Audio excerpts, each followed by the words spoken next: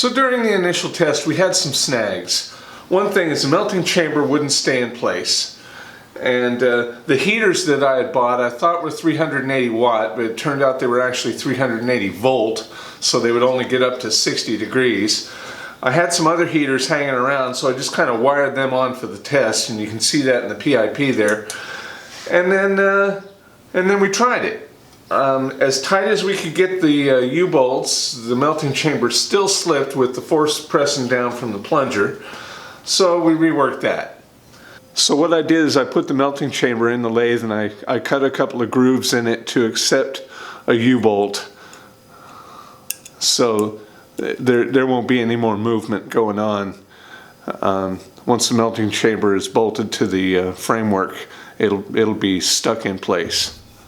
In the first test I only had an 1/8 inch hole in the nozzle, and that seemed too small because I was having to apply so much force.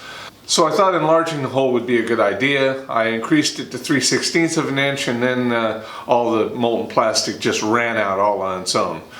So I had to sleeve the nozzle and punch a new hole in it, and I'm back to 1/8 inch now. And that brings us to the current iteration. When I was applying all the force on the lever, pulling it down, I noticed the whole thing was flexing all over the place. See, across the back here I had this outrigger to help stabilize it, and I could tell when I was pulling on it that this was doing its job. I just think I need another one on the front.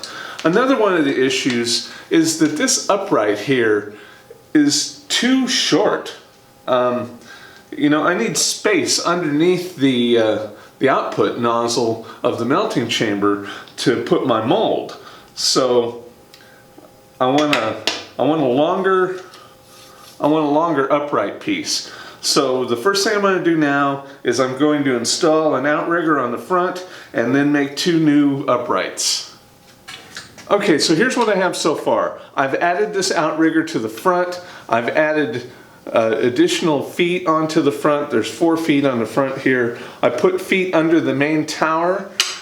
I extended the tower up to give me more space between the discharge point and the base, and this is where I'm going to put my my mold holding apparatus. Because I extended the tower up, I needed to make a longer fulcrum rod here, and this goes here, and then this is supposed to attach to the top of the piston, and it won't reach. For reasons that I will tell you later, the longest piece on this is going to be 17 inches. This is at 17 inches and it's too short. So yeah, for this to work, this fulcrum rod needs to come up about 4 inches. And I'm going to do that next, and while I do that I'm also going to move these truss rods up. I don't want a gap between the truss rods and the pivot point of the fulcrum rod. So I'm going to just move the truss rods up, and I wish I had thought that before I drilled that hole, because now I'm going to have a hole I don't need there. But you know, live and learn, right? This is phase 2 of a prototype. Okay, so I have my truss rod relocated and my fulcrum rod is installed. All I need to do now is wire it up. So here's my little funnel where I pour my PLA pellets.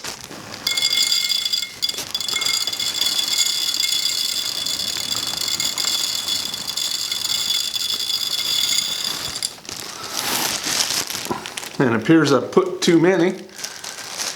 This was the first thing I extruded out of it, and that's where we discovered some bugs. Now I think I've worked those bugs out. I've increased the tower height, give myself some space to put a mold under here, and I put a little plate there that I'll build a mold holder on. Increase the height of the tower. We're ready for another trial run. Okay, one thing that concerned me about that last test was it did not seem to get up to operating temperature. And I'm kind of wondering if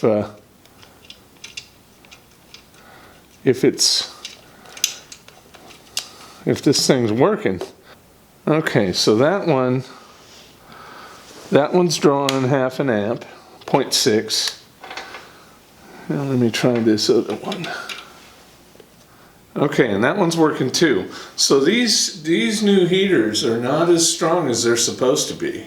They're supposed to be 300 watts a piece, and the ones that I had wired on were 300 watts a piece, and they got up to temperature no problem. What that means to me is that these heaters are underrated. Let's do the math on that. It was drawing 0.67 amps at 120 volts. That's only 80 watts. I got robbed. I added another heater, because apparently these are only 80 watt heaters, and I polished it up a little bit. So, let's try it again.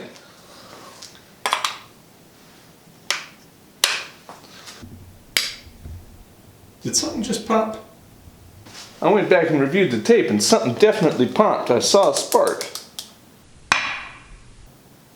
Well, they're all still drawing current. I don't know what that spark was, but they're all drawing between 0.62 and 0.65 amps.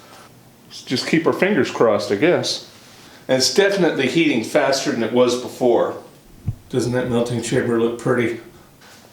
Getting just a little drop coming out. So even with a 1/8 inch, it's still dripping. I'm going to go ahead and pull it. Here we go. And there's a lot of air gap in there.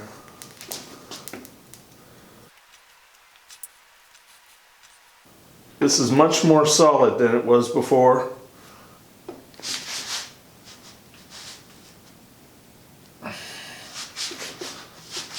Now I'm putting a lot of pressure on this. One thing I like is there is not a lot of air bubbles in the plastic coming out.